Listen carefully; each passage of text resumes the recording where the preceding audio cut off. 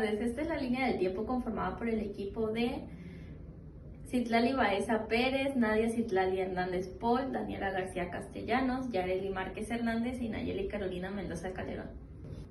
La historia de la filosofía empieza con la Edad Antigua, con el periodo cosmológico. Esta fue el primer periodo de la filosofía occidental que comenzó en el siglo VI a.C. y su objeto de estudio fue el cosmos. De aquí se basan dos principios, que es Fisis y Arges. Fisis tomó a la naturaleza como el objeto de estudio para saber el principio u origen de la realidad, y Arge es principio razón primera, es decir, de qué estaba hecho el mundo, por ejemplo, de tierra, de aire, de agua, etc. Tales de Mileto marcó el origen de la naturaleza como proveniente de agua. Todos somos agua, todos consumimos agua, el mundo es agua, vivimos en humedad. Anaximandro hizo el término de Arge, que buscó no solo el principio, sino también el porqué de la causa de las cosas. Bueno, continuamos con el periodo antropológico, que se inició en el siglo V a.C. y ofrece un gran desarrollo de las ciencias matemáticas, astronomía, medicina, entre otras. Seguimos con el periodo epistémico, ontológico, y tiene filósofos como Platón, que inició las características esenciales de las ideas, que son la unidad y la invariabilidad. Consecuentemente, de los objetivos aprendidas por ellas, tenía que tener las mismas características. Aristóteles, que en la filosofía mencionaba que los sentidos proporcionan el conocimiento sensible. Continuamos con el periodo helenístico, que se divide en dos partes, que es el estoicismo y el epicurismo. El estoicismo habla sobre el frente de la abundancia, de lujos y la búsqueda insaciable de bienes materiales, y proporciona la igualdad y el rigor moral. El epicurismo nos habla sobre la teoría que considera que el bien y la felicidad consiste en alcanzar la mayor enseñanza de placer y evitar el dolor. Continuamos con el periodo neoplatonismo, que se caracteriza por la oposición categórica que se plantea entre el espíritu y lo corporal, elaborada a partir del dualismo de ideas y materia. Continuamos con la Edad Media. Esta se considera a menudo una época de transición entre dos etapas de supuesto esplendor, que estas fueron en la Antigüedad y el Renacimiento. La Edad Media es un periodo histórico difícil de comprender y difícil de entender. Por lo tanto, siempre ha seguido despertando pasión por su carácter hermético, lo que es difícil de entender. En la Edad Media existieron dos corrientes en la filosofía medieval, las que fueron patrística y parística. En la patrística se involucra el filósofo Agustín Hipona, que hace defensa racional del eritonismo y hace frente a los ataques de los paganos y por aceptación de las verdades fisiológicas que venían como la revelación del cristianismo.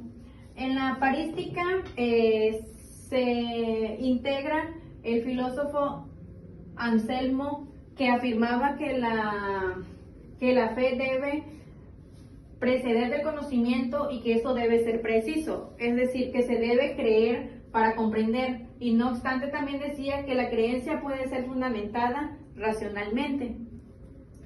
Seguimos con el filósofo Tomás de Aquino, que predominaba la creencia de que la fe y la razón eran dos entidades incompatibles, que era imposible una relación entre ellas.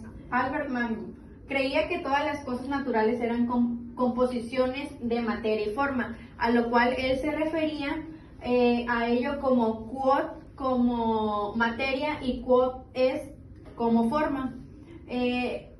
Refiriéndose al filósofo Guillermo Otka, establece que si contamos con varias explicaciones posibles de una forma, la más simple es la más probable. Bueno, de ahí seguimos con la Edad Moderna. El comienzo de la filosofía moderna va unido a una serie de factores históricos que condicionan un cambio de mentalidad y supone una nueva forma de pensar, sobre todo lo referente al ser humano, entendido ahora como un ser racional, autónomo y a su posición dentro de la naturaleza. Se rompe así como la tradición medieval y con la anterior dependencia entre la razón y la fe, y de esta comienzan a gestarse las bases de la filosofía moderna. Y bueno, comenzamos con George Hegel propuso el método dialéctico, en donde cada movimiento surge como solución de las contradicciones inherentes al movimiento anterior. Continuamos con Immanuel Kant, que para Kant las ideas expresan el deseo de la razón humana para alcanzar el conocimiento absoluto de lo real. Bueno, en 1588 y 1679 está Thomas Hobbes, que concibe la naturaleza humana como buena o sujeta para la corrupción. En 1632 a 1704 está John Locke, que defensor del liberalismo político y de los ideales ilustrados de la racionalidad filosófica y la tolerancia religiosa y libertad política. Y por último tenemos a René Descartes, que él es el padre del racionalismo moderno. Fue el autor de la teoría de las ideas innatas y concibe la religión y lo que es la ciencia. Bueno, ahora seguimos con la edad contemporánea. Esta inició a finales del siglo XIX y a principios del siglo XX. Esta se llama así ya que es actual y los filósofos aún siguen vivos. Empezamos con Augusto Comte en 1798 y 1857. Él apadrinó un nuevo movimiento cultural del que sería considerado un iniciador y máximo representante del positivismo.